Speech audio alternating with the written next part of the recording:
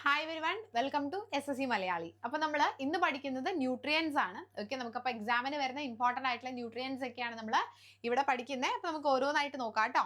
Okay, nutrients എന്താന്ന് നോക്കിയേ. Substances that are essential for living being to perform the basic function. അല്ലേ, ഒരു living ബീയിങ്ങിന് അവരെ ബേസിക് ആയിട്ടുള്ള ഫംഗ്ഷൻസ് ചെയ്യാൻ എന്ത് അത്യാവശ്യമാണ്?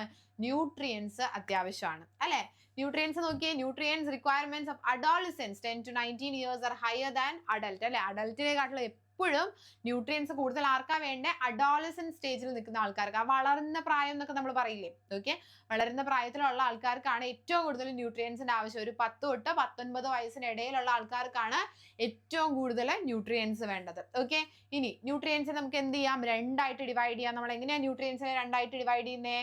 നമുക്ക് മാക്രോ ന്യൂട്രിയൻസ് ഉണ്ട് അല്ലെ. മാക്രോ എന്ന് പറഞ്ഞാൽ നമുക്ക് അതിന്റെ ക്വാണ്ടിറ്റി കൂടുതൽ വേണം അല്ലെ.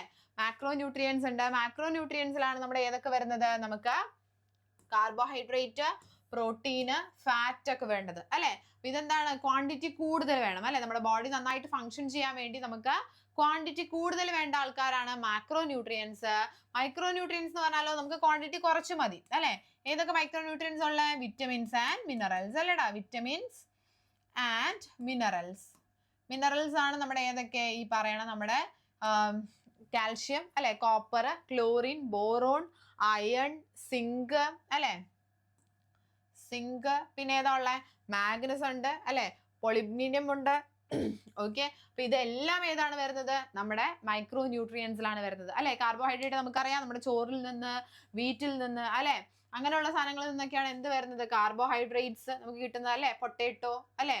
ഇനി പ്രോട്ടീൻസ് ആണെങ്കിലോ നമുക്കറിയാം ഡയറി പ്രൊഡക്ട്സ് അല്ലെ, പാല്, അതുപോലെ മീറ്റ് അല്ലെ, നമുക്ക് ഫിഷ്, ഇതിൽ നിന്നൊക്കെയാണ് നമുക്ക് പ്രോട്ടീൻ കിട്ടുന്നത്. ലിപ്പിഡ്സ് നമുക്കറിയാം എണ്ണ പോലെയുള്ള കാര്യങ്ങളിൽ നിന്നാണ് നമുക്ക് എന്ത് കിട്ടുന്നത്? ലിപ്പിഡ്സ് കിട്ടുന്നത് അല്ലെ. പിന്നെ വിറ്റമിൻസ് അല്ലെ, നമുക്കറിയാം കുറേയൊക്കെ നമുക്ക് എന്ത് വഴി കിട്ടും? നമുക്ക് വെജിറ്റബിൾസ് ഒക്കെ വഴി കിട്ടും. ഓക്കെ, അല്ലെങ്കിൽ മീറ്റ് വഴിയൊക്കെ കിട്ടും. ചിലത് ഇപ്പോൾ വിറ്റമിൻ കെ പോലുള്ള വിറ്റമിൻ ഡി പോലെയുള്ളതൊക്കെ നമ്മൾ സൺലൈറ്റിൽ നിന്നൊക്കെ അല്ലെ. ഇനി മിനറൽസ് ഉണ്ട് നമുക്ക് അല്ലെ. മിനറൽസ് ആണ് നമ്മൾ ഇത്രയും പറഞ്ഞ സാധനങ്ങൾ. മിനറൽസ്, വാട്ടർ, ഇതൊക്കെ എന്ത് വേണം? നമുക്ക് ഇമ്പോർട്ടൻ്റ് ആയിട്ട് നമ്മുടെ ബോഡി ഫംഗ്ഷൻ ചെയ്യാൻ വേണ്ടി വേണ്ട ആൾക്കാരാണ് അല്ലെ. നമുക്കറിയാം ഇവരെയൊക്കെ. ഇനി കാർബോഹൈഡ്രേറ്റ്സിന്റെ കേസിലോട്ട് പോവുകയാണെങ്കിൽ കാർബോഹൈഡ്രേറ്റ്സ് നമുക്കറിയാം എന്തൊക്കെയുണ്ട്? കാർബൺ ഉണ്ട്, ഹൈഡ്രജൻ ഉണ്ട്, ഓക്സിജൻ ഉണ്ട് അല്ലെ. കാർബൺ, ഹൈഡ്രജൻ, ഓക്സിജൻ ഏത് റേഷ്യോയിലാണ് അവർ കാണുന്നത്? 1:2:1 അല്ലെ. 1:2:1 റേഷ്യോയിലാണ് അവരെ കാണുന്നത്. ഓക്കെ, ഇനി ഇവരുടെ മെയിൻ എൻഡ് പ്രൊഡക്റ്റ് എന്താ നോക്കിയടാ. The main end product of carbohydrate digestion is glucose അല്ലെ. മെയിൻ ആയിട്ടുള്ള എൻഡ് പ്രൊഡക്റ്റ് ഏതാണ്? ഗ്ലൂക്കോസ് ആണ്. ഓക്കെ, അപ്പൊ ബ്ലഡ് ഷുഗർ അല്ലെ, അല്ലെങ്കിൽ ഗ്ലൂക്കോസ് ആണ്. ഇനി 1 gram ഓഫ് കാർബോഹൈഡ്രേറ്റ്സ് പ്രൊവൈഡ്സ് അല്ലെ 17 കിലോ ജൂൾ എനർജി അല്ലെ. 1 gram ഗ്ലൂക്കോസ് എന്ത് പ്രൊവൈഡ് ചെയ്യും? 17 കിലോ ജൂൾ എനർജി പ്രൊവൈഡ് ചെയ്യും, അല്ലെങ്കിൽ 4.2 കിലോ കാലറി എനർജി പ്രൊവൈഡ് ചെയ്യും അല്ലെ. KCl എന്ന് പറഞ്ഞാൽ നമുക്കറിയാം കിലോ കാലറി എനർജിയാണ് അല്ലെ. അപ്പൊ എന്താ പറയുന്നത്? 1 gram ഗ്ലൂക്കോസ് ഉണ്ടെങ്കിൽ നമുക്ക് 17 കിലോ ജൂൾ എനർജി അല്ലെങ്കിൽ 4.2 കിലോ കാലറി എനർജി നമുക്ക് കിട്ടും. ഓക്കെ, ഇനി കാർബോഹൈഡ്രേറ്റിന്റെ മെയിൻ ഫംഗ്ഷൻ എന്താണെന്ന് ചോദിച്ചാൽ മെയിൻ സോഴ്സ് ഓഫ് എനർജിയാണ് കേട്ടോ. നമ്മുടെ ബോഡിക്ക് ഫംഗ്ഷൻ ചെയ്യാൻ വേണ്ട മെയിൻ സോഴ്സ് ഓഫ് എനർജി തരുന്നത് ആരാന്ന് ചോദിച്ചാൽ അത് നമ്മുടെ കാർബോഹൈഡ്രേറ്റ്സ് ആണ്. ഓക്കെ, ഇനി it helps in the formation of ഇത് വേണ്ടടാ. Helps in the formation of fats and amino acids എന്ന് പറയുമ്പോൾ നിങ്ങൾക്ക് ഫംഗ്ഷൻ ഡൗട്ട് വരാൻ ചാൻസ് ഉണ്ട്. ഓക്കെ, ഇമ്പോർട്ടൻ്റ് ആയിട്ടുള്ള കാര്യങ്ങൾ മാത്രം പറഞ്ഞു കേട്ടോ. Biofuel as compared to protein and fats അല്ലെ. ബയോഫ്യൂൽ ആണ്. ഓക്കെ, ഇനി പിന്നെ ഇമ്പോർട്ടൻ്റ് ആയിട്ട് പഠിക്കേണ്ടത് ഇമ്പോർട്ടൻറ്റ് സോഴ്സസ് ഏതൊക്കെയാണെന്ന് ചോദിച്ചാൽ വീറ്റ് ഉണ്ട്, മെയ്സ് ഉണ്ട്, റൈസ്, പൊട്ടറ്റോ. ഓക്കെ, നിങ്ങൾ മെയിൻ ആയിട്ട് ഇത്രയും പഠിച്ചാൽ മതി. മെയിൻ സോഴ്സ് ഓഫ് ഫുഡ് ആണ്. ഓക്കെ, അതുപോലെ ഫാറ്റും അമിനോ ആസിഡും ഒക്കെ പ്രൊഡ്യൂസ് ചെയ്യാനുള്ള ഫോർമേഷന് ഹെൽപ്പ് ചെയ്യും. ഓക്കെ, ഭയങ്കര ഡീറ്റെയിൽ ആയിട്ട് പോകണ്ട. പിന്നെ അതുപോലെ തന്നെ forms exoskeleton of animals. Okay, അനിമൽസിന്റെ എക്സോസ്കെൽട്ടൺ ഫോം ചെയ്യാൻ വേണ്ടി ഹെൽപ്പ് ചെയ്യും. ഓക്കെ, എക്സോസ്കെൽട്ടൺ എന്താണെന്നൊക്കെ നമുക്ക് ഡീറ്റെയിൽ ആയിട്ട് പിന്നെ പഠിക്കാം. ഓക്കെ, ജസ്റ്റ് ഇങ്ങനെ പഠിച്ചു വെക്കാം. പിന്നെ better fuel as compared to proteins and fat. Okay, പ്രോട്ടീനും ഫാറ്റിനെയും കമ്പയർ ചെയ്യുന്ന സമയത്ത് നമുക്ക് എനർജി തരുന്ന ബെറ്റർ ഫ്യൂവൽ ആയിട്ട് ആക്ട് ചെയ്യുന്നത് ഏതാണ്? കാർബോഹൈഡ്രേറ്റ് ആണ്. സോഴ്സ് എന്ന് പറയുന്നത് വീറ്റ്, മെയ്സ്, റൈസ് അല്ലെങ്കിൽ പൊട്ടറ്റോ ഒക്കെയാണ്. ഓക്കെ, പ്രൈമറി സോഴ്സ് പ്ലാന്റ് ആണ് അല്ലെ. കാർബോഹൈഡ്രേറ്റ്സ് കിട്ടുന്ന പ്രൈമറി സോഴ്സ് എവിടെ നിന്നാണ്? പ്ലാന്റ്സിൽ നിന്നാണ്. ഓക്കെ, ഇനി cellulose is and example of carbohydrate അല്ലെ. കാർബോഹൈഡ്രേറ്റിന്റെ ഒരു എക്സാമ്പിൾ നമുക്ക് സെല്ലുലോസ് പറയാം. ഓക്കെ, അപ്പൊ ഇതൊക്കെയാണ് ഇത് കാർബോഹൈഡ്രേറ്റിന്റെ ഇമ്പോർട്ടൻ്റ് ആയിട്ടുള്ള കാര്യങ്ങളായിട്ട് വരുന്നത്. ഓക്കെ, ഇനി കാർബോഹൈഡ്രേറ്റ് 3 തരത്തിലുണ്ട്. Okay, carbohydrate can be divided into 3. എങ്ങനെയൊക്കെയാണ് നമ്മൾ ഡിവൈഡ് ചെയ്യുന്നത് നോക്കിയാൽ നിങ്ങൾ? We can divide into monosaccharides. Okay, oligosaccharides and polysaccharides. Okay, ഇങ്ങനെ മൂന്നായിട്ട് ഡിവൈഡ് ചെയ്യാം. മോണോസാക്കറൈഡ്സ് എന്ന് പറയുന്നത് എന്താണ്? സിമ്പിൾ ഷുഗർ ആണ് അല്ലേ? Simple sugar which cannot be hydrolysed further. Okay, വളരെ സിമ്പിൾ ആയിട്ടുള്ള ഷുഗർ ആണ്. ഇനി നമുക്കൊന്നും ചെയ്യാനില്ല അതിനകത്തോട്ട്. ഓക്കെ, അതായത് ഗ്ലൂക്കോസ് അല്ലെ, നമുക്ക് അബ്സോർബ് ചെയ്യാൻ പറ്റുന്ന സിമ്പിൾ ഷുഗർ ആണ്. ഫ്രക്ടോസ് അല്ലെ, ഗാലക്ടോസ്. ഓക്കെ, അപ്പൊ ഇങ്ങനെയുള്ളതൊക്കെയാണ് ഇത് എക്സാമ്പിൾ ഓഫ് മോണോസാക്രൈഡ് ആയിട്ട് പറയുന്നത്. Okay, in human beings blood glucose level is okay 100 to 120 mg/ml അല്ലേ? നോക്കിയാൽ നിങ്ങൾ മിനിമം അല്ലെങ്കിൽ നമ്മുടെ ഹ്യൂമൻ ബീങ്സിന് വേണ്ട ഗ്ലൂക്കോസ് ലെവൽ എന്ന് പറയുന്നത് 100 to 120 mg/ml ആണ്. ഓക്കെ, ഇനി ഗ്ലൈക്കോജനസിസ് എന്താണെന്ന് ചോദിക്കുവാണെങ്കിൽ the process by which extra glucose if any is converted into glycogen in the liver അല്ലെ? നമുക്ക് എക്സ്ട്രാ ഗ്ലൂക്കോസ് വരുവാണെങ്കിൽ നമ്മൾ എന്ത് ചെയ്യും? അത് ഗ്ലൈക്കോജൻ ആയിട്ട് കൺവേർട്ട് ചെയ്യും കേട്ടോ. ശ്രദ്ധിക്കണേ, നമ്മുടെ ബോഡിയിൽ എക്സ്ട്രാ ഗ്ലൂക്കോസ് വരുവാണെങ്കിൽ നമ്മൾ എന്താ ചെയ്യണേ? അതിന്റെ ഗ്ലൈക്കോജൻ ആയിട്ട് കൺവേർട്ട് ചെയ്യാണ്. എന്നിട്ട് എവിടെയാ സ്റ്റോർ ചെയ്യണേ? ലിവറിലാണ് സ്റ്റോർ ചെയ്യുന്നത്. ആ പ്രോസസ്സിന് നമ്മൾ പറയുന്ന പേരാണ് എന്താ? ഗ്ലൈക്കോജനസിസ് എന്നുള്ള പ്രോസസ്സ്. ഓക്കെ, ഇനി സ്വീറ്റസ്റ്റ് ഓഫ് ഓൾ ഷുഗർ ആണ് ഇത് ഫ്രക്ടോസ്. ഡി ഫ്രക്ടോസ് എന്ന് പറയുന്നത് നമ്മുടെ ഫ്രൂട്ട്സിൽ. ഓക്കെ, ഫ്രക്ടോസ് എവിടെയാണ് കാണുന്നത് ചോദിച്ചാൽ നമ്മുടെ ഫ്രൂട്ട്സിൽ അല്ലെങ്കിൽ ഹണിയിലൊക്കെയാണ് ഏത് കാണുന്നത്? ഫ്രക്ടോസ് കാണുന്നത് കേട്ടോ. സ്വീറ്റസ്റ്റ്. അപ്പൊ എല്ലാ ഷുഗറിലും ഏറ്റവും സ്വീറ്റസ്റ്റ് ഏതാണെന്ന് ചോദിച്ചാൽ ഫ്രക്ടോസ് ആണ്. നമ്മുടെ ഹണി അല്ലെങ്കിൽ ഫ്രൂട്ട്സിൽ നിന്നൊക്കെയാണ് നമുക്ക് ഫ്രക്ടോസ് കിട്ടുക. ഓക്കെ, അപ്പൊ അതാണ് മോണോസാക്രൈഡ്സിന്റെ കേസ്. ജസ്റ്റ് പഠിച്ചു വെക്കുക, സിമ്പിൾ ഷുഗർ ആണ്. ഓക്കെ, ഗ്ലൂക്കോസും ഫ്രക്ടോസും ഗാലക്ടോസും ഒക്കെയാണ് എക്സാമ്പിൾ. ഇനി നോക്കിയേ, ഇനി അടുത്ത് നമ്മൾ പഠിക്കാൻ പോകുന്നത് ലിഗോസാക്രൈഡ്സ് ആണ്. ഓക്കെ, അപ്പോൾ അല്ലെങ്കിൽ ഡൈസാക്രൈഡ്സ് എന്ന് പറയാം. ഓക്കെ, അതായത് 2 to 10 monosaccharides on hydrolysis. Okay, example sucrose, lactose, maltose ഒക്കെയാണ്. സൂക്രോസ് എന്ന് പറയുന്നത് inverted sugar gives sugar and fructose on hydrolysis അല്ലെ? അതായത് സൂക്രോസ് നമുക്ക് പിന്നെയും എന്ത് ചെയ്യാം? ഹൈഡ്രലൈസ് ചെയ്തിട്ട് എന്ത് തരും നമുക്ക്? ഗ്ലൂക്കോസും ഫ്രക്ടോസും തരും. ഓക്കെ, അപ്പോൾ 2 to 10 മോണോസാക്രൈഡ്സ് ആണ് ഏത്? നമ്മുടെ ലിഗോസാക്രൈഡ്സ് എന്ന് പറയുന്നത്. ഇനി പോളിസാക്രൈഡ്സ് ഉണ്ട്. ഓക്കെ, പോളിസാക്രൈഡ്സ് എന്ന് പറയുന്നത് എന്താണ്? റിലീസസ് മോർ ദാൻ 10 മോണോസാക്രൈഡ്സ് അല്ലെ? 10ൽ കൂടുതൽ മോണോസാക്രൈഡ്സ് ആണ് പോളിസാക്രൈഡ്സിൽ വരുന്നത്. Okay, non sugar do not have sweet taste അല്ലെ? സ്വീറ്റ് ടേസ്റ്റ് ഉണ്ടാവില്ല. പോളിസാക്രൈഡ്സിലാണ് നമ്മുടെ സെല്ലുലോസ്, ഗ്ലൈക്കോജൻ, സ്റ്റാർച്ച് ഒക്കെ ഉള്ളത്. Okay, cellulose found in plant cell wall, digest by ruminants. Okay, cow, goat ഇവർക്കൊക്കെ എന്ത് ചെയ്യും? സെല്ലുലോസ് ഡൈജസ്റ്റ് ആയിട്ട് പോകും അല്ലെ? നമ്മൾ ഡയറക്റ്റ് ആയിട്ട് കഴിക്കാറില്ല, അപ്പൊ നമുക്ക് സെല്ലുലോസ് ഡൈജസ്റ്റ് ചെയ്യേണ്ട ആവശ്യമില്ല. ഓക്കെ, ഈ പറയുന്ന നമ്മുടെ കൗവിനും ഗോട്ടിനും ഒക്കെ എന്ത് ചെയ്യും? സെല്ലുലോസ് ഡൈജസ്റ്റ് ആയിട്ട് പോകും. സെല്ലുലോസ് എന്ന് പറയുന്നത് ഒരു കാർബോഹൈഡ്രേറ്റ് ആണ് കേട്ടോ, പോളിസാക്രൈഡിൽ പെടുന്നതാണ്. ഓക്കെ, നമ്മളിപ്പോൾ എന്തൊക്കെയാ പഠിച്ചത് നോക്കിയാൽ നിങ്ങൾ? നമുക്ക് 3 എണ്ണമാണുള്ളത്. ഓക്കെ, ഏതൊക്കെയാണുള്ളത്? നമ്മൾ നോക്കുവാണെങ്കിൽ മോണോസാക്രൈഡ്സ് ഉണ്ട്. ഓക്കെ, അതുപോലെ തന്നെ ഡൈസാക്രൈഡ്സ് ഉണ്ട്. ഡൈസാക്രൈഡ്സ് പഠിച്ചോ, അപ്പൊ നമുക്ക് വലിയ കൺഫ്യൂഷൻ ഉണ്ടാവില്ല കേട്ടോ. മോണോസാക്രൈഡ്സ് കഴിഞ്ഞിട്ട് ഇത് വേണ്ട, disaccharides,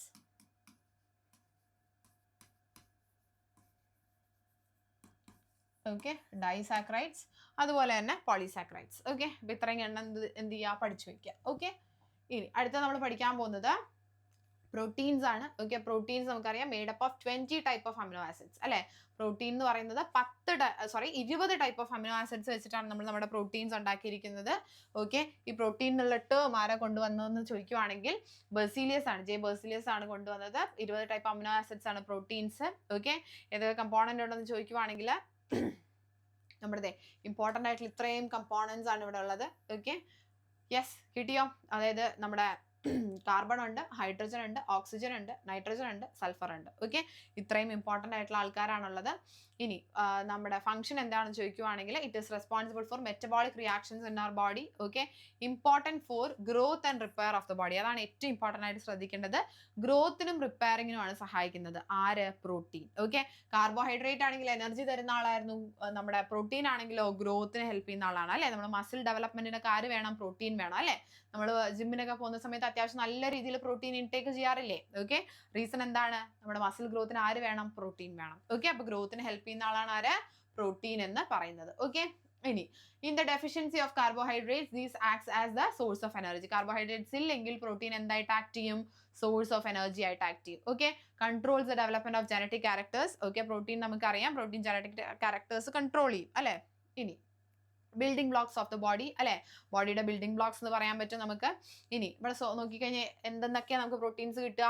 ground nuts, soybean, pulses, fish, meat, egg അല്ലെ? ഇതിൽ നിന്നൊക്കെ നമുക്ക് പ്രോട്ടീൻ കിട്ടും അല്ലെ? നമുക്കറിയാം. ഇനി collagen is a type of protein അല്ലെ. കൊളാജിൻ എന്ന് പറയുന്നത് ഒരു ടൈപ്പ് ഓഫ് പ്രോട്ടീൻ ആണ്, നമുക്കറിയാം. ഓക്കെ, ഇനി ഹയസ്റ്റ് പ്രോട്ടീൻ കണ്ടന്റ് ഏതിലാന്ന് ചോദിച്ചാൽ അത് സോയാബീനിലാണ്. Okay, chlorella. ഓക്കെ, ക്ലോറല്ല നമ്മൾ ആൽഗയൊക്കെ പഠിച്ച സമയത്ത് കണ്ടിട്ടുണ്ടാവില്ല chlorella. Okay, it is also rich in protein. Okay, മനസ്സിലായില്ലേ? കിട്ടിയില്ലേ? ഡൗട്ടൊന്നും ഇല്ലല്ലോ. ഇനി അടുത്ത് നോക്കിയേ, ഡെഫിഷ്യൻസി ഡിസീസസ് അല്ലെ. പ്രോട്ടീൻ കാരണം നമുക്ക് ഉണ്ടാവുന്ന ഡെഫിഷ്യൻസി ഡിസീസസ് ആണ്. ആദ്യം കാഷ്യോക്കർ അല്ലെ. Legs and hands of the children get slimmed and stomach comes out അല്ലെ. ഇതുപോലെ കേട്ടോ, കയ്യും കാലൊക്കെ കുഞ്ഞുങ്ങളുടെ വളരെ ചെറുതായിരിക്കും. ഓക്കെ, വളരെ മെലിഞ്ഞിരിക്കും, പക്ഷെ എന്താണ്, വയറ് മാത്രം പുറത്തോട്ട് ഉന്തിയിരിക്കും. ഓക്കെ, ആ ഒരു അവസ്ഥയാണ് നമ്മൾ കാഷ്യോക്കർ എന്ന് പറയുന്നത്. 1 തൊട്ട് 5 വയസ്സ് വരെയുള്ള കുഞ്ഞുങ്ങൾക്കാണ് ഏറ്റവും കൂടുതൽ കാണുന്നത്. ഓക്കെ, അടുത്തത് മരാസ്മസ്. മരാസ്മസ് എന്ന് പറഞ്ഞാൽ muscles of the child are loosened. Okay, muscles എന്ത് ചെയ്യും, വളരെ ലൂസായി പോകും. ഓക്കെ, 1 വയസ്സിന് താഴെയുള്ള കുഞ്ഞുങ്ങൾക്ക് വരിക. അപ്പൊ അവർക്ക് നടക്കാനും നിൽക്കാനൊക്കെ വളരെ ബുദ്ധിമുട്ടായിരിക്കും. ഓക്കെ, മസിൽസ് വളരെ ലൂസ് ആവുന്ന അവസ്ഥയാണത്. ഹ്യൂമൻ നെയിൽസ് അല്ലെ. ഹ്യൂമൻ നെയിൽസ് നമുക്കറിയാം, it is made up of protein keratin അല്ലെ. കെരാറ്റിൻ വെച്ചിട്ടാണ് നമ്മുടെ മുടി അല്ലെ, മുടിയൊക്കെ ഉണ്ടാക്കിയിരിക്കുന്നത്. Okay, keratin protects epithelial cells from damage അല്ലെ. നമ്മുടെ എപ്പിത്തീലിയൽ സെൽസിനെ ഡാമേജിൽ നിന്ന് പ്രൊട്ടക്ട് ചെയ്യുന്ന ആളാരാണെന്ന് ചോദിച്ചാൽ അത് കെരാറ്റിൻ ആണ്. ഓക്കെ, നമ്മുടെ മുടിയിലൊക്കെ കെരാറ്റിൻ ഉണ്ട്. Yes.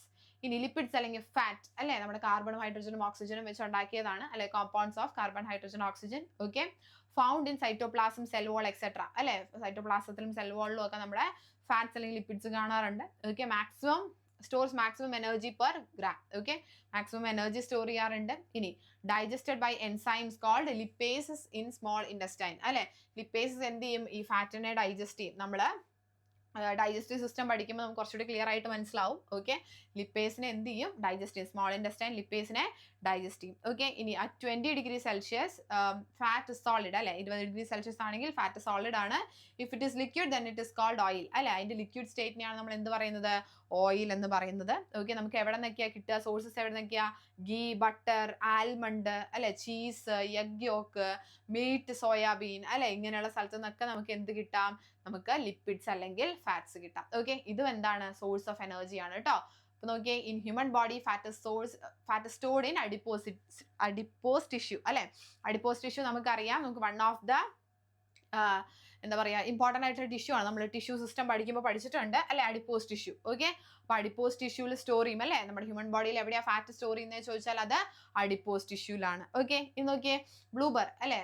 Skin fat in case of Wales and seals forms a thick layer called blubber. It acts as a reserve food and also maintains the body temperature അല്ലെ.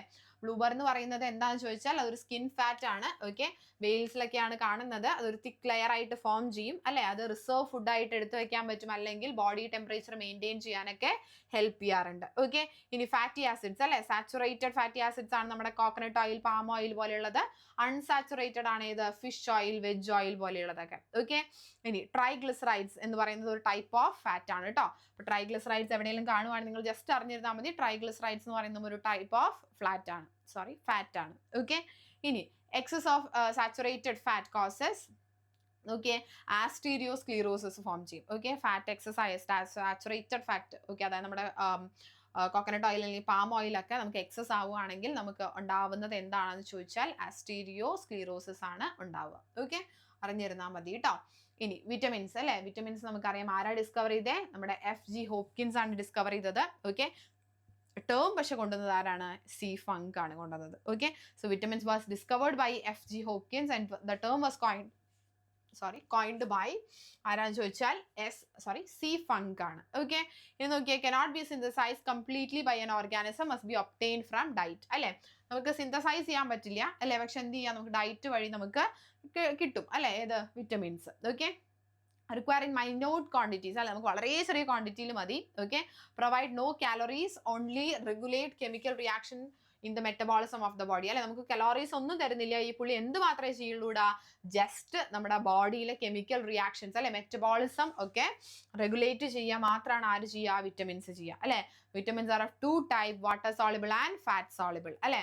Fat soluble vitamins ആണ് ഇത് KEDA അല്ലെ. Water soluble ആണ് BC ഒഴിച്ച് ബാക്കി എല്ലാം എന്താണ്, fat soluble ആണ് കേട്ടോ. അപ്പോൾ വാട്ടർ സോളിബിൾ BC ആണ്, അപ്പോൾ ബാക്കി എല്ലാം എന്താണ്, ഫാറ്റ് സോളിബിൾ ആണ്. അങ്ങനെ പഠിച്ചു വെച്ചാൽ മതി കേട്ടോ. Water soluble vitamins not show hypervitaminosis because the excess vitamins excreted through urine. Okay, water soluble vitamins എപ്പോഴും എന്താണ്, അധികവും ഹൈപ്പർ വിറ്റമിനോസിസ് അല്ലെങ്കിൽ വിറ്റമിൻ കൂടിയ ഒരു അവസ്ഥ നമുക്ക് ഉണ്ടാക്കാറില്ല. കാരണം എന്താണ്, അധികവും എന്ത് ചെയ്യും, യൂറിൻ വഴി എക്സ്ക്രീറ്റ് ആയിട്ട് പോകും. ഓക്കെ, പറഞ്ഞ മനസ്സിലായോ? ബിയും സിയും കൂടിയ ഒരു അവസ്ഥ ഉണ്ടാവാൻ വളരെ ചാൻസ് കുറവാണ്. കാരണം എന്തുകൊണ്ടാണ്, അത് എക്സസ് ആയിട്ടുള്ള വിറ്റമിൻ ഉണ്ടെങ്കിൽ തന്നെ അത് യൂറിൻ വഴി പുറത്തോട്ട് കളയും. ഓക്കെ, ഇനി വിറ്റമിൻസ്, ഇമ്പോർട്ടൻ്റ് ആയിട്ടുള്ള വിറ്റമിൻസ് നമ്മൾ നോക്കുവാണെങ്കിൽ വിറ്റമിൻ എ അല്ലേ, vitamin A it is mainly stored in liver. Okay, vitamin എയുടെ ഇമ്പോർട്ടൻ്റ് ആയിട്ടുള്ള കെമിക്കൽ നെയിമാണ്, അല്ലെങ്കിൽ വിറ്റമിൻ എ പഠിക്കുമ്പോൾ ഏറ്റവും ഇമ്പോർട്ടൻ്റ് ആയിട്ട് പഠിക്കേണ്ടത് കെമിക്കൽ നെയിമാണ്. വിറ്റമിൻ എ പഠിക്കുമ്പോൾ മാത്രമല്ല, ഏത് വിറ്റമിൻ പഠിക്കുമ്പോഴും നിങ്ങൾ ഇമ്പോർട്ടൻ്റ് ആയിട്ട് പഠിക്കേണ്ടത് കെമിക്കൽ നെയിമാണ് കേട്ടോ. So vitamin A chemical name ഏതാണ്, റെറ്റിനോൾ ആണ് കേട്ടോ. റെറ്റിനോൾ അല്ലെങ്കിൽ റെറ്റിനാൾ എന്നും കാണാം. ഓക്കെ, റെറ്റിനാൾ അല്ലെങ്കിൽ റെറ്റിനോൾ. Okay, anything. ഓക്കെ, രണ്ട് കണ്ടാലും ശരി തന്നെയാണ്. നമുക്ക് നൈറ്റ് ബ്ലൈൻഡ്നെസ് അല്ലെ, രാത്രി നമുക്ക് കാഴ്ച ശക്തി ഇല്ലാത്തൊരവസ്ഥ, അല്ലെങ്കിൽ സെറോഫ്താൽമിയ.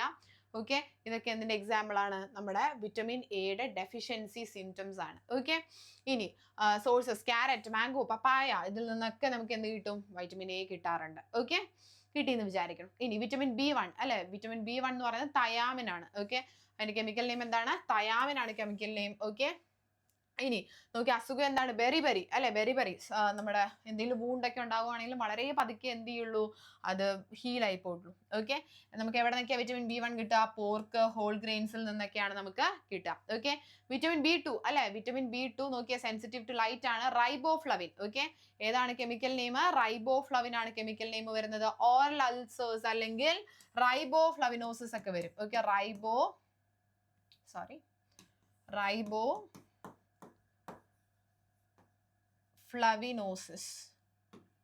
ഓക്കെ, റൈബോഫ്ലവിനോസിസ് ഒക്കെ വരും. ഓക്കെ, എക്സാം സോഴ്സസ് ഏതൊക്കെയാണെന്ന് ചോദിച്ചാൽ നമുക്ക് മീറ്റ് ഉണ്ട്, poultry, fish, diary products. Okay, ഇതൊക്കെ നമുക്ക് സോഴ്സസ് ആയിട്ട് പറയാൻ പറ്റും. ഓക്കെ, ഇനി നോക്കിയേ വിറ്റമിൻ B3 അല്ലെ. വിറ്റമിൻ B3 നോക്കിയേ നയാസിൻ ആണ് കേട്ടോ. നയാസിൻ അല്ലെങ്കിൽ നയാസിനമൈഡ് എന്ന് പറയാം കേട്ടോ. നയാസിനമൈഡ്.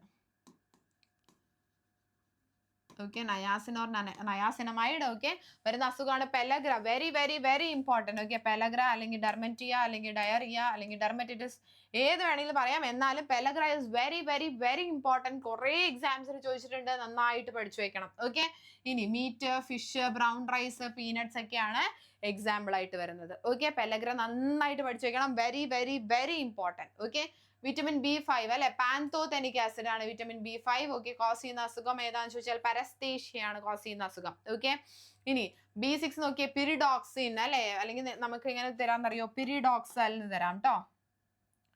നോക്കണേ, പിരിഡോക്സൽ അല്ലെങ്കിൽ പിരിഡോക്സാമൈൻ. ഓക്കെ, കിട്ടിയോ? അപ്പോൾ പിരിഡോക്സിൻ, പിരിഡോക്സൽ, പിരിഡോക്സാമൈൻ, ഇങ്ങനെ ഏത് പേരിൽ വേണമെങ്കിലും അറിയപ്പെടാം. ഓക്കെ, അനീമിയ കോസ് ചെയ്യും കേട്ടോ, അനീമിയ. ഓക്കെ, നമുക്ക് ഡെഫിഷ്യൻസി ഉണ്ടാവുകയാണെങ്കിൽ അനീമിയ ഉണ്ടാവാനുള്ള ചാൻസ് ഉണ്ട്. ഓക്കെ, അപ്പോൾ ഇത്രയും കാര്യങ്ങൾ പഠിച്ചു വെക്കാം. ഇനി പഠിക്കേണ്ടത് ഇമ്പോർട്ടൻ്റ് ആയിട്ട് ഇവിടെ നോക്കുവാണെങ്കിൽ B7 അല്ലെ. B7 ഏതാണ്, ബയോട്ടിൻ അല്ലെ. B7 ഏതാണ്, ബയോട്ടിൻ ആണ് കെമിക്കൽ നെയിം ആയിട്ട് വരുന്നത്. ഓക്കെ, ബയോട്ടിൻ കാരണം നമുക്ക് വരുന്ന അസുഖങ്ങൾ ഏതൊക്കെയാണെന്ന് ചോദിച്ചാൽ നമുക്ക് ഡെർമറ്റിറ്റിസ് ഉണ്ട്, എൻറ്ററിറ്റിസ് ഉണ്ട്. ഓക്കെ, നമുക്ക് നമ്മുടെ ശരീരത്തിൽ അല്ലെങ്കിൽ നമ്മുടെ സ്കിന്നിൽ വരുന്ന അസുഖങ്ങളാണ്. ഓക്കെ, B9 അല്ലെ. B9 ഫോളിക് ആസിഡ് അല്ലേടാ, മെഗലോബ്ലാസ്റ്റിക് അനീമിയ കോസ് ചെയ്യും. ഓക്കെ, ഫോളിക് ആസിഡ് നിങ്ങൾ കേട്ട് കാണും. നമുക്ക് പ്രഗ്നന്റ് ലേഡീസിനാണ് ഇതിന്റെ ഡെഫിഷ്യൻസി ഏറ്റവും കൂടുതൽ കാണാം. ഓക്കെ, ഏറ്റവും കൂടുതൽ കാണുന്നത് പ്രഗ്നന്റ് ലേഡീസിനാണ്. അപ്പോൾ അവർക്ക് ഫോളിക് ആസിഡ് പ്രിസ്ക്രൈബ് ചെയ്യുന്നത് കണ്ടു കാണും അല്ലേ. ഇനി B12 അല്ലെ, കണ്ടെയ്ൻ കൊബാൾട്ട് അല്ലെ. നമുക്കറിയാം കൊബാൾട്ട് കണ്ടെയ്ൻ ചെയ്യുന്ന അല്ലെങ്കിൽ ഒരു മെറ്റൽ കണ്ടെയ്ൻ ചെയ്യുന്ന ആകെ ഒരാളേ ഉള്ളൂ, B12 ആണ് അല്ലെ. Helps in forming RBC. Okay, ഇനി നമുക്കറിയാം സൈനോകൊബാളമീൻ അല്ലെങ്കിൽ മീത്തൈൽ കൊബാളമീൻ എന്നൊക്കെ പറയാം. ഓക്കെ, സൈനോകൊബാളമീൻ അല്ലെങ്കിൽ മീത്തൈൽ കൊബാളമീൻ എന്നൊക്കെ പറയാം. ഓക്കെ, പെർനീഷ്യസ് അനീമിയ അല്ലെങ്കിൽ മൗത്ത് അൾസർ അല്ലെങ്കിൽ ഷോർട്ട്നെസ് ഓഫ് ബ്രീത്ത്, ഇതൊക്കെ B12 കുറഞ്ഞാൽ നമുക്ക് വരുന്ന അസുഖങ്ങളാണ്. Okay, vitamin B, whole grain, bread, nut, ഇതിൽ നിന്നൊക്കെ നമുക്ക് കിട്ടാം. ഓക്കെ, ഇനി vitamin not found in any animal food. Okay, ഏത് അനിമൽ ഫുഡിലും കാണാത്ത ഒരു വിറ്റമിൻ ഏതാണെന്ന് ചോദിച്ചാൽ അത് വിറ്റമിൻ C ആണ് കേട്ടോ. ഏത് അനിമൽ ഫുഡിലും കാണാത്ത ഒരു വിറ്റമിൻ ഏതാണെന്ന് ചോദിച്ചാൽ അത് വിറ്റമിൻ C ആണ്. ഓക്കെ, ഇനി വിറ്റമിൻ C അല്ലെ, റിച്ച് സോഴ്സ് ഓഫ് അമ്ല. അമ്ലയിലാണ് ഏറ്റവും കൂടുതൽ കാണുക അല്ലെ. നെല്ലിക്ക അല്ലെ, നെല്ലിക്കയിലാണ് ഏറ്റവും കൂടുതൽ കാണുക. ഫസ്റ്റ് ആർട്ടിഫിഷ്യലി മെയ്ഡ് വിറ്റമിൻ അല്ലെ, ആദ്യത്തെ ആർട്ടിഫിഷ്യലി മെയ്ഡ് വിറ്റമിൻ ആണ് വിറ്റമിൻ C എന്ന് പറയുന്നത്. Okay, destroyed by heat water അല്ലെ, ഹീറ്റ് വാട്ടർ കാരണമൊക്കെ ഡിസ്ട്രോയ് ആയി പോകാനുള്ള സാധ്യതയുണ്ട്. ഓക്കെ, ഇനി ഇനി എന്താ പറയാനുള്ളത്? വിറ്റമിൻ അല്ല കെമിക്കൽ നെയിം അല്ലെ, കെമിക്കൽ നെയിം ഏതാണ്? അസോർബിക് ആസിഡ് ആണ് വരുന്നത് അല്ലെ. ഏതാ അസുഖം വരിക? സ്കർവി അല്ലെ. സ്കർവി എന്താണ്? ബ്ലീഡിങ് ഗം ആണ് അല്ലെ. ഗംസ് മോണകളിൽ എന്ത് സംഭവിക്കുകയാണ്? മോണ ബ്ലീഡ് ചെയ്യാണ് അല്ലെ. അല്ലെങ്കിൽ falling of teeth, fragile bones അല്ലെ, ഡിലേഡ് വൂണ്ട് ഹീലിംഗ്. ഓക്കെ, ഇതൊക്കെയാണ് സ്കർവി വഴി വരുന്നത്. സ്കർവി ഒക്കെ വളരെ വളരെ വളരെ ഇമ്പോർട്ടന്റ് ആണ്. കുറേ തവണ കണ്ടിന്യൂസ്ലി ചോദിച്ചിട്ടുണ്ട്. നന്നായിട്ട് പഠിച്ചിരിക്കണം. ഓക്കെ, ഇനി സിട്രസ് ഫ്രൂട്ട്സിൽ ഗ്രീൻ ആൻഡ് റെഡ് പെപ്പറിലൊക്കെയാണ് ഏറ്റവും കൂടുതൽ എന്ത് കാണുന്നത്? നമ്മുടെ വിറ്റമിൻ സി കാണുന്നത്. ഓക്കെ, വിറ്റമിൻ ഡി നമുക്കറിയാം synthesis from U V rays അല്ലെ, യു വി റേസ് നിന്ന് സിന്തസൈസ് ചെയ്യുന്നതാണ്. ഓക്കെ, ഇനി നമുക്കറിയാം കാൽസിഫറോൾ. ഓക്കെ, കാൽസിഫറോൾ എന്ന് പറയുന്നതാണ് ഇത് കെമിക്കൽ നെയിം ആയിട്ട് വരുന്നത് ഏതിന്റെ? നമ്മുടെ വിറ്റമിൻ ഡിയുടെ. ഓക്കെ, എക്സാമ്പിൾ ആയിട്ട് ഏതൊക്കെ പറയാം? റിക്കറ്റ്സ് അല്ലെ, ചിൽഡ്രനിലുള്ള റിക്കറ്റ്സ്, ഓസ്റ്റിയോമെലാസിയ അല്ലെ, പെട്ടെന്ന് നമ്മുടെ ബോണൊക്കെ ബ്രേക്ക് ആയിട്ട് പോകും, ഓസ്റ്റിയോമെലാസിയ. ഇതൊക്കെയാണ് എക്സാമ്പിൾ. ഓക്കെ, ലിവർ ഓയിൽ അല്ലെങ്കിൽ fish, egg yoke, soya products, ഇതൊക്കെയാണ് വിറ്റമിൻ ഡി നമുക്ക് സോഴ്സസ് ആയിട്ട് പറയാൻ പറ്റുന്നത്. ഓക്കെ, വിറ്റമിൻ ഇ അല്ലെ, വിറ്റമിൻ ഇ നോക്കിയേ, ടോക്കോഫിറോൾസ് അല്ലെ, ടോക്കോഫിറോൾസ് ആണ് വിറ്റമിൻ ഇയിൽ വരുന്നത്. ഓക്കെ, ഇൻഫെർട്ടിലിറ്റി ഉണ്ടാക്കും അല്ലെ, ഇൻഫെർട്ടിലിറ്റി ഉണ്ടാക്കും. It helps in the protection of cell membrane and formation of RBC. Okay, fresh വെജിറ്റബിൾസിലൊക്കെ നമുക്ക് എന്ത് കിട്ടാം? വിറ്റമിൻ ഇ കിട്ടാം. വിറ്റമിൻ ഇയുടെ ഡെഫിഷ്യൻസി ഒക്കെ വളരെ കുറവേ ഉണ്ടാവുള്ളൂ കേട്ടോ, ഒരുപാടൊന്നും നമുക്ക് അങ്ങനെ കാണാൻ പറ്റില്ല. ഇനി കെ അല്ലേ, നോക്കിയേ, വിറ്റമിൻ കെ എന്ന് പറയുന്നത് ഫൈലോക്യുനിൻ ആണ്. Okay, phylloquinone non clotting of blood അല്ലെ, ബ്ലഡ് ക്ലോട്ട് ചെയ്യാത്ത അവസ്ഥയാണ് ഇത് വിറ്റമിൻ കെ എന്ന് പറയുന്നത്. ഓക്കെ, അപ്പൊ നമ്മളോട് ചോദിക്കുകയാണ് ബ്ലഡ് ക്ലോട്ടിങ്ങിന് വേണ്ടിയിട്ട് നമുക്ക് വേണ്ട വിറ്റമിൻ ഏതാണെന്ന് ചോദിച്ചാൽ നമ്മൾ ഏതാ പറയാ? അത് വിറ്റമിൻ കെ ആണെന്ന് പറയും. ഓക്കെ, ബ്ലഡ് ക്ലോട്ടിങ്ങിന് വേണ്ട വിറ്റമിൻ ഏതാണെന്ന് ചോദിച്ചാൽ ഏതാ പറയാ? വിറ്റമിൻ കെ ആണെന്ന് നമ്മൾ പറയും. ഓക്കെ, കിട്ടിയെന്ന് വിചാരിക്കുന്നു. ഇനി മിനറൽസ് നോക്കിയേ, സോഡിയം, പൊട്ടാഷ്യം അല്ലെ, എന്തിനു വേണ്ടിയിട്ടാ? Muscular contraction, nerve conduction, electrolyte balance of the body അല്ലെ, സോഡിയം കുറഞ്ഞിട്ട് തലകറങ്ങി വീഴാന്നൊക്കെ പറഞ്ഞ് നമ്മൾ കേട്ടിട്ടുണ്ട് അല്ലെ. അപ്പൊ ഇതിനൊക്കെയാണ് ആര് വേണ്ടത്? സോഡിയം ഇമ്പോർട്ടന്റ് ആയിട്ട് നമ്മുടെ ബോഡിയിൽ വേണ്ടത് അല്ലെ. കാൽഷ്യം ഓഫ്കോഴ്സ് നമുക്കറിയാം, ഹെൽത്ത് ഓഫ് ബോൺസ് അല്ലെ, ബോൺസിന്റെ ടീത്തിന്റെ ഒക്കെ എന്താ പറയുക, ഹെൽത്തിന് വേണ്ടിയിട്ട് അത്യാവശ്യമാണ് ഇത് കാൽഷ്യം എന്ന് പറയുന്നത് അല്ലെ. Important role in blood formation, muscular contraction etcetera അല്ലെ. ഫോസ്ഫറസ് ആണെങ്കിലോ provide strength to bones and teeth അല്ലെ, ബോണിനും ടീത്തിനും ഒക്കെ സ്ട്രെങ്ത് പ്രൊവൈഡ് ചെയ്യും. അയൺ ആണെങ്കിൽ ഇമ്പോർട്ടന്റ് കമ്പോണന്റ് അല്ലെ, important component of RBC and haemoglobin അല്ലെ. അപ്പോൾ നമ്മുടെ ലീഫി വെജിറ്റബിൾസിലൊക്കെയാണ് ഏറ്റവും കൂടുതൽ ഉള്ളത്. നമുക്ക് അറിയാം അയൺ കുറഞ്ഞാലും എന്ത് വരും? അനീമിയ വരും അല്ലെ. അയൺ കുറഞ്ഞ അനീമിയ വരും. അതുപോലെ തന്നെ നമുക്ക് അയൺ ആണ് ഏറ്റവും ഇമ്പോർട്ടന്റ് കമ്പോണന്റ് അല്ലെ, RBCയുടെയും ഹീമോഗ്ലോബിന്റെ ഒക്കെ അല്ലെ. അയഡിൻ അല്ലെ, നമുക്കറിയാം iodine important for synthesis of thyroxine hormone secretes by thyroid gland അല്ലെ. തൈറോയ്ഡ് ഗ്ലാൻഡ് സെക്രീറ്റ് ചെയ്യുന്ന തൈറോക്സിൻ ഹോർമോൺ സിന്തസൈസ് ചെയ്യാൻ ഏറ്റവും ഇമ്പോർട്ടന്റ് ആയിട്ടുള്ള ആളാണ് ഇത് നമ്മുടെ അയഡിൻ എന്ന് പറയുന്നത് അല്ലെ. അയഡിൻ കുറഞ്ഞാൽ നമുക്ക് വരുന്ന അസുഖമാണ് ഏത്? ഗോയിറ്റർ അല്ലെ, നമുക്കറിയാം ഗോയിറ്റർ. ഓക്കെ, ഗോയിറ്റർ എങ്ങനെയാ വരിക? ഇവിടെ നമുക്ക് താടിയുടെ ഇവിടെ നിന്ന് താഴത്തോട്ട് ഇങ്ങനെ വീങ്ങും അല്ലെ, അതിനെയാണ് നമ്മൾ എന്ത് പറയുന്നത്? ഗോയിറ്റർ എന്ന് പറയുന്നത് അല്ലെ. ഇവിടെ രണ്ട് സ്ഥലത്താണ് വീങ്ങുന്നതെന്നുണ്ടെങ്കിലോ, ഇവിടെ അല്ലെങ്കിൽ ഇവിടെയാ വീങ്ങുന്നതെന്നുണ്ടെങ്കിലോ, കവിളിലാണെങ്കിലോ മംസ് ആണ് അല്ലെ, അത് മംസ് ആണ് കേട്ടോ, മാറിപ്പോരുത്. ഇവിടെയൊക്കെ വീങ്ങുന്നതാണ് ഈ മംസ് ആണ്. താഴെ ഇങ്ങനെ വീണ് അല്ലെങ്കിൽ വീങ്ങി ഇങ്ങനെ തൂങ്ങി കിടക്കുന്നതാണെങ്കിലോ അത് ഗോയിറ്റർ ആണ് കേട്ടോ. ഗോയിറ്റർ എന്ത് കാരണമാണ് ഉണ്ടാവുന്നത്? അയഡിന്റെ ഡെഫിഷ്യൻസി കാരണമാണ് ഉണ്ടാവുന്നത്. ഓക്കെ, ഇനി മെഗ്നീഷ്യം നോക്കിയേ, for functioning of muscular system അല്ലെ, മസ്കുലാർ സിസ്റ്റത്തിന്റെ ഫംഗ്ഷനിങ്ങിന് വേണ്ടിയിട്ടാണ്, അല്ലെങ്കിൽ അതുപോലെ തന്നെ നെർവസ് സിസ്റ്റത്തിന്റെ ഫംഗ്ഷനിങ്ങിന് വേണ്ടിയിട്ടാണ്. Okay, adult human body contains about 25 grams of magnesium. Okay, ഏകദേശം 25 grams ഓഫ് മെഗ്നീഷ്യം ആണ് അഡൾട്ട് ഹ്യൂമൻ ബോഡിയിൽ വേണ്ടത്. ഓക്കെ, സിങ്ക് അല്ലെ, for insulin functioning. Okay, copper for formation of hemoglobin and bones. Okay, cobalt for the synthesis of RBC and vitamin B12 അല്ലെ.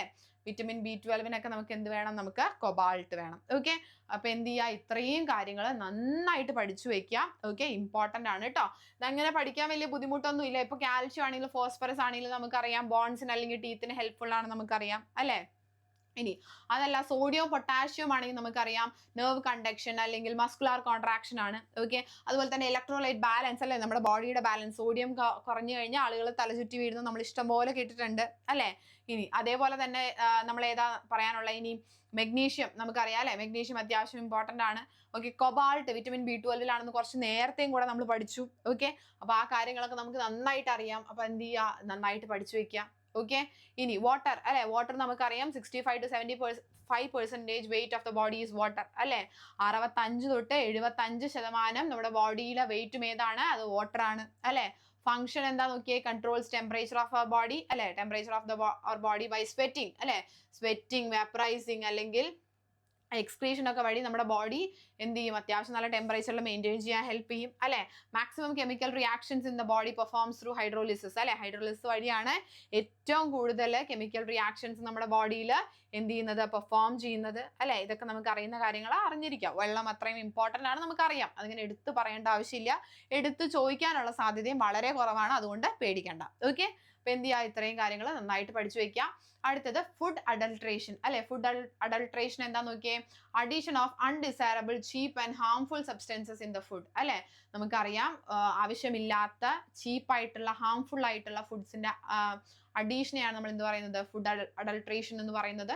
Okay, ഇനി നോക്കിയേ, Indian Standards Institution ISI mark and Agmark അല്ലെ, agricultural marketing are given by the Bureau of Indian Standards after testing the purity and quantity of materials and foods respectively അല്ലെ. അഗ്മാർക്കും അതുപോലെ തന്നെ ISIയും അല്ലെ, ഇത് രണ്ടും ISI കണ്ടിട്ടുണ്ടല്ലോ, ഒരു ISI പ്രൊഡക്റ്റ് ആണെന്നൊക്കെ പറഞ്ഞ് നമ്മൾ കേട്ടിട്ടുണ്ടാവും അല്ലെ. ഇത് രണ്ടും എന്താണ് ചെയ്യുന്നത്, നമ്മുടെ ഫുഡ് ടെസ്റ്റ് ചെയ്തിട്ട് അല്ലെ, ഫുഡ് അല്ലെങ്കിൽ ഫുഡ് മെറ്റീരിയൽസ് ടെസ്റ്റ് ചെയ്തിട്ട് കൊടുക്കുന്ന ഒരു മാർക്കാണ് ISI മാർക്ക് അല്ലെങ്കിൽ അഗ്മാർക്ക് എന്ന് പറയുന്നത് കേട്ടോ, അറിഞ്ഞിരിക്കാം. ഓക്കെ, അപ്പൊ ഇത്രയും കാര്യങ്ങളാണ് ഇമ്പോർട്ടൻ്റ് ആയിട്ട് ന്യൂട്രിയൻസിൽ നമുക്ക് പഠിക്കാനുണ്ടായിരുന്നത്. ഓക്കെ, അപ്പൊ ഇനി നമ്മൾ പഠിക്കാൻ പോകുന്നത് ഡിസീസസ് ആണ്. യെസ്, അത് നമുക്ക് അടുത്ത ക്ലാസ്സിൽ പഠിക്കാം. ഓക്കെ, അപ്പം എന്ത് ചെയ്യുക, ഇത്രയും കാര്യങ്ങൾ നല്ല ഇമ്പോർട്ടൻ്റ് ആയിട്ട് നിങ്ങൾ പഠിച്ചു വെക്കാം. ഓക്കെ, എന്നിട്ട് വീണ്ടും വീണ്ടും നല്ല രീതിയിൽ റിവൈസ് ചെയ്യാം. ഓക്കെ, ഇവിടെ ഏറ്റവും ഇമ്പോർട്ടൻ്റ് ആയിട്ടുള്ള കാര്യം വിറ്റമിൻസ് ആണ്. കുറേ ക്വസ്റ്റ്യൻസ് വന്നിട്ടുണ്ട്, അത്യാവശ്യം നല്ല രീതിയിൽ നിങ്ങളോട് ക്വസ്റ്റ്യൻസ് ചോദിക്കും. അതുകൊണ്ട് തന്നെ നന്നായിട്ട്, വളരെ നന്നായിട്ട് പഠിച്ചിരിക്കുക, വളരെ നന്നായിട്ട് റിവൈസ് ചെയ്യാം. ഓക്കെ, അപ്പൊ നമുക്ക് അടുത്ത ക്ലാസ്സിൽ കാണാം. Okay, by.